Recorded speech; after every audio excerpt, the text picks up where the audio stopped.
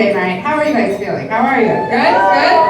Good? Cool, because I've been back here watching, and here's my gut feeling about this crowd, okay? It's like, this side is super dope, and then you guys are like the first girl to go home at a bachelorette party. Like, you need to pull it together. It's Saturday night.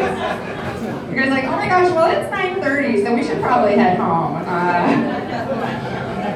We're here to have fun. We're here to have fun. We're having a good time. Yeah, there you go. Okay, new favorite side of the room. Okay.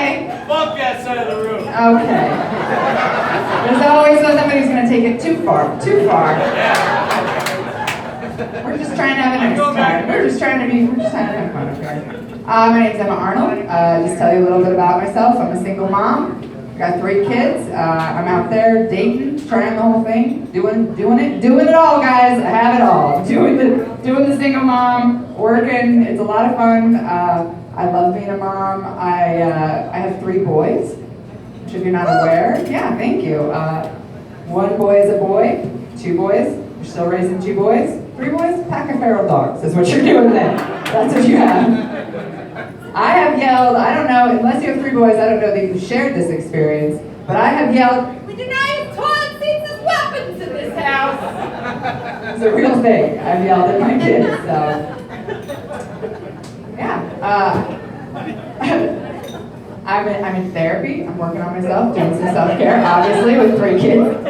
I got to take lots of baths, do a lot of therapy. I love therapy. Oh my gosh, it is the best. I don't have great insurance. So my copay is $40, but I would pay any amount of money to go once a week for an hour and talk to a man and not be interrupted. Oh my gosh. What an experience! They could be like, that's $1,000. I'd be like, here it is. I just want to talk about how I feel without someone being like, actually, you're wrong. Oh my gosh. It feels so good. I love it. I'm dating a younger man. I've been dating a younger man for a bit. Thank you so much. I'm 38. He's a little younger than that. He's young enough that recently he asked me if I wanted to go to Burning Man with him. No, I do not. I want to go on a guided tour of a state capitol building. That's what I want to do. What are these rivets here? I don't want to go to Burning Man unless it's to walk around and hand out wet wipes and make sure everybody's having a good BM. Who pooped today? Did everybody poop? Who's pooping at the Burning Man? Who pooped today? Yeah, we almost talked into it. It did sound like a pretty good time. It was like, everybody's gonna be naked, there's lots of glitter, and I was like, okay, now you're speaking my language. I like both those things. But he finally gave me, I almost talked into it, and then instead of going to Burning Man, his dad died. Yeah, which seems very sad. He's a young man, his dad was not very old, but they were not close. He was not a good man, not a good dad. They were estranged. But he asked me, we'd only been dating a few weeks at this point.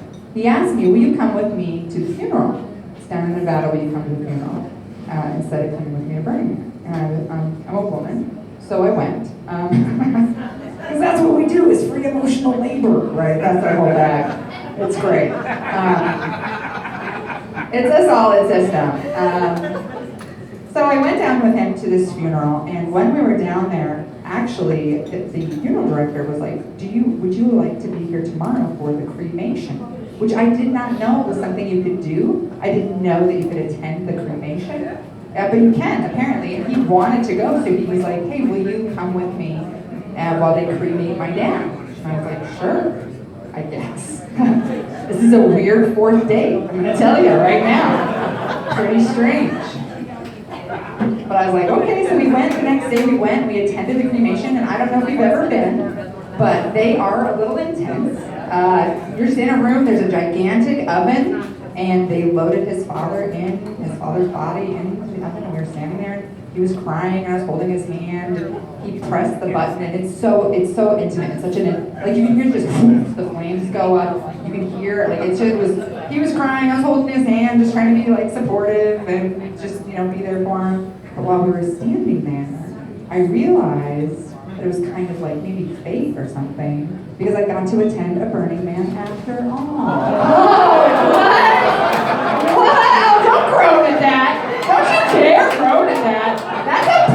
joke. That is a perfectly written joke. Would you agree?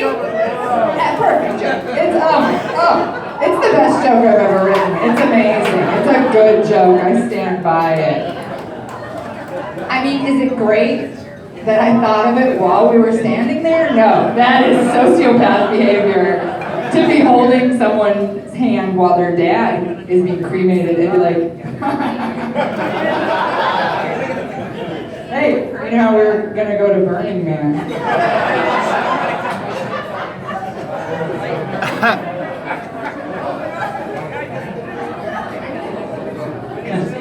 Because your dad.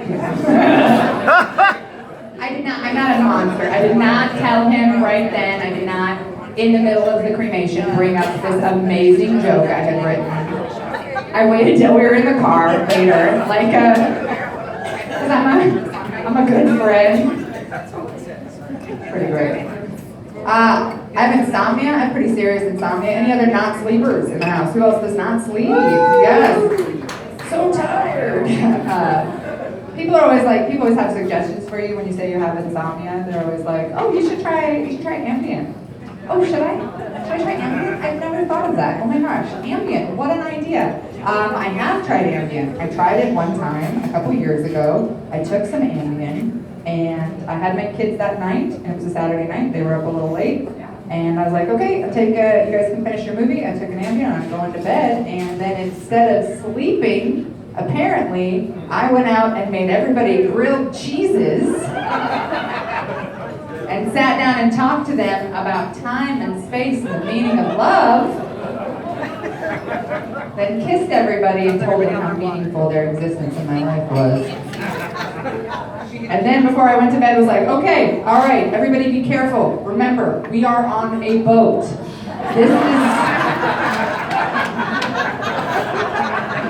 This is a boat. This is all boat. So you boys need to be real careful on the boat. Okay, good night. And then I went and had dreams about boats all night and woke up and was like, okay, no.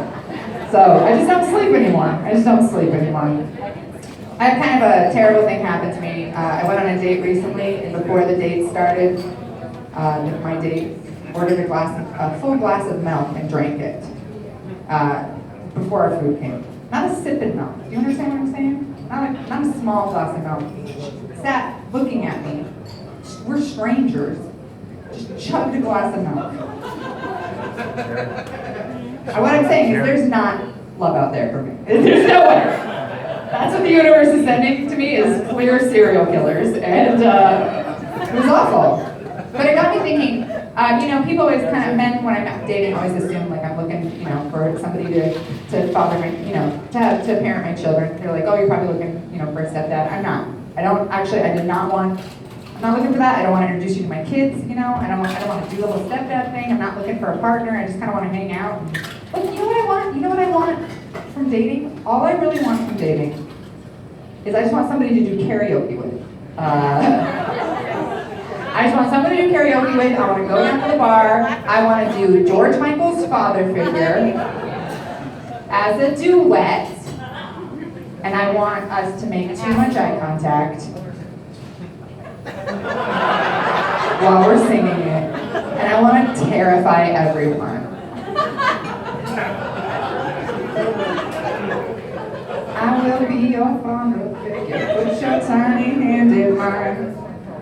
So the next line is yours. Don't you look away from me. Don't you dare look away from me. I will be your preacher, teacher. You say it. Anything that is mine. Okay, well, that was a marriage proposal right there. And it's too bad. No mazel tov for us tonight, I guess. All right, you guys have been so much fun. Thank you so much.